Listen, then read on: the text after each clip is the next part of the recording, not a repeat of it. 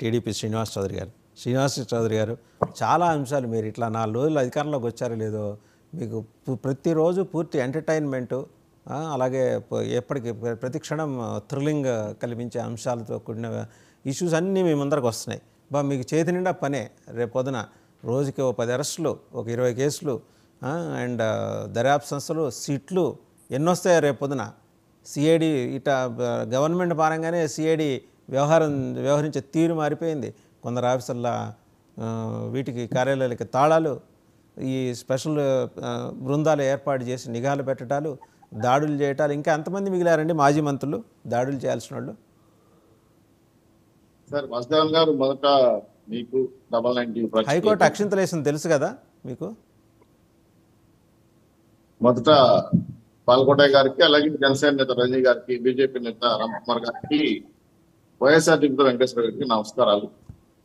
ఈరోజు రాష్ట్రంలో జగన్మోహన్ రెడ్డి గారి గండికోట రహస్యాలు అని ఒక టైటిల్ పెడితే బాగుంటుంది. గతంలో ఒక్కో రాజు ఒక్కో చోటు పోతుంటే ఒక్కో రహస్యాలు బయటపడేది. అట్లా జగన్మోహన్ రెడ్డి గారి కోటలో అనేక రహస్యాలు, అందులో ఒక భాగమే చిన్న పార్ట్ విషయకొండ. మీరు అన్నట్టు 5 ఏళ్లలో జరిగిన గండికోట రహస్యాలను రావాలంటే మేము ఏకంగా ఒక శాఖన వేయాలి. Not SIT, not CBCID, not enquiry officers ఏమీ పనికిరావు సార్. ఒక మంత్రిత్వ శాఖన వేయాలి. ఎందుకంటే 500 కోట్లు చూస్తున్నారు మీరు. జగన్ మాయామహంలో కింద ఏమేమి దాగున్నాయో మాకు తెలియదు. ఇంకా ఇట్లా రావాలా? ఇంకా మీకు విషయం ఏంటంటే, ఆశా వర్కర్లు జీతాలా కలడతా ఉంటే ఆడేందుకు 500 కోట్లు ఖర్చు పెట్టారు. పోలవరం బదిలీ అయిపోతే అతిశ 500 కోట్లు ఖర్చు పెట్టారు. ఇక్కడ రాష్ట్రం అమరావతి జీవితం నాశనం అయిపోతా ఉంటే అక్కడ నుంచి 500 కోట్లు పెట్టారు. అంటే నాకు అర్థం కాదు, ప్రయారిటీ ఏంటి? ఈ రాష్ట్రంలో వాలంటీర్ జీతాలు ఇవ్వాల, అలాగే గవర్నమెంట్ ఉద్యోగుల జీతాలు ఇవ్వాల, కానీ రుషికొండ మొదటి ప్లేస్. పేరుకి హరిత వనాన్ని మేము ఆధునీకరణ చేస్తున్నాం అని చెప్పారు.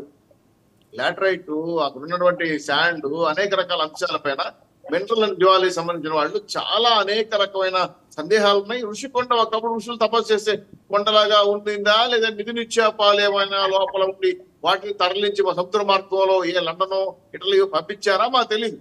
ఇవన్నీ కూడా ఎన్క్వైరీలు వస్తాయి సార్. ఖచ్చితంగా జగన్మోహన్ రెడ్డి గారు మీరు అన్నట్టు ఎన్క్వైరీ చేయండి, ఎంక్వైరీ చేయండి ఎందుకు అడుగుతున్నారు? అవి వాటికి ప్రత్యేకంగా కృష్ణపట్నం పోర్టు ఉంది, అక్కడి నుంచి పంపిస్తుంటారు. మన 2014-19 మధ్య జరిగినాయి అవి. అది వేరే, అది జగన్మోహన్ రెడ్డి గారికి ఆ స్కీమ్ తెలియదు, అందువల్ల ఆయన సముద్ర మార్గంలో పంపించుంటారు. అది అందుకే సార్ ఈ మాయామహల్ రహస్యం, లేదా గండికోట రహస్యం. జగన్మోహన్ రెడ్డి గారు ఎవరు సార్? ఆయన చరిత్రను చెరిపేసిన మహానాయకుడు. చరిత్ర అక్కడ కనపడిన ఆనవాళ్ళు కూడా కనపడిన మహానాయకుడు. ఆయన తలుచుకోవాల్సిన అవసరం ఏముంది చెప్పండి? 2020 మర్చిపోతారు, ఆ పార్టీ ఉండదు కాబట్టి. ఇంకో విషయం ఏంటంటే, ఈ శాఖలన్నీ కూర్చొని మాట్లాడుతుంటే ఒక్కో శాఖ గురించి మాట్లాడుతుంటే మీరు అన్నట్టు షాకింగ్ న్యూస్ అనమాట. ఈ అర్రర్ సినిమాలు తీసినప్పుడు ఒక తెలుగు తెలిస్తే ఒక సౌండ్, ఇంకో చడిపోతే ఇంకో భయంకరమైన సౌండ్ వచ్చి అర్రర్ సినిమాలను బెదిరిస్తుంటారు. అట్లా ఒక్కో శాఖలు అడుగు పెడుతుంటే అవి నేలమాలికలు అంటారా, లేదంటే ఏమంటారు దాన్ని గుప్త నిధులు అంటారా, లేదంటే ఇంకో రకమైన లంకి బిందులు అంటారా, ఎలా తీసుకెళ్లిపోయారో ఈ అర్థంగా ఆంధ్ర రాష్ట్ర సంపదని అప్పలంగా ప్రతి శాఖలోనూ 1000 కోట్లు. సార్ నాకు తెలియకడుతున్నా, 5 ఏళ్లు సెక్రటరీ మొహం చూడకుండా, పేషి ముఖం చూడకుండా ఎండల్లో కూర్చొని పరిపాలించిన మంత్రులు కావచ్చు, ముఖ్యమంత్రిగా కావచ్చు, ఇంత భారీ ఎత్తున రాష్ట్ర ఖజానాన్ని కొలగొట్టారంటే ఖచ్చితంగా బాదారు వెంకటేశ్వర గారి యొక్క ఆందోళన అర్థం చేసుకుంటాం. ఎన్క్వైరీ చేస్తారు, దానికి తగిన ఫలితాలు చూపిస్తారు. ఎందుకంటే ఉప్పు తిన్నావు నీళ్ళు తాగ తప్పదు కదా. ఉప్పు తింటే ఖచ్చితంగా నీళ్ళు తాగాల్సింది. మరి జగన్మోహన్ రెడ్డి గారు ఈ వ్యవస్థలు ధ్వంసం చేసినప్పుడు రాష్ట్ర ప్రజలు ఎందుకు చూస్తూ కూర్చుంటారు? నాకు అర్థం కాలేదు.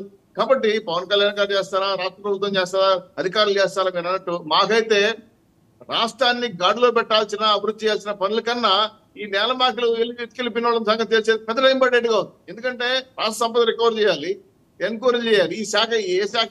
బాబు గారు ఆల్రెడీ మాట్లాడారు, మేము చెప్తే నవ్వాడు ఆయన. ఒక శాఖే కావాల్సి వస్తుంది సార్, ఇది ఇట్లాంటి చిన్న చిన్న సిట్లు పనికిరావంటే నవ్వాడు. ఇప్పుడు తిరుమల కొండలు కూడా జరిగింది. ఇలాంటి విషయాలన్నీ కూడా తీసుకెళ్తాను. ఇప్పుడు మీరు అన్నట్టు మా ఊరు ఎమ్మెల్యే, చదవీరు ఎమ్మెల్యే, ఎర్ర మట్టి దెబ్బలు తరలించడానికి 1000 కోట్ల ఆదాయం వచ్చిందని. ఇది నాకు ఇచ్చిన సిల్లి విషయం.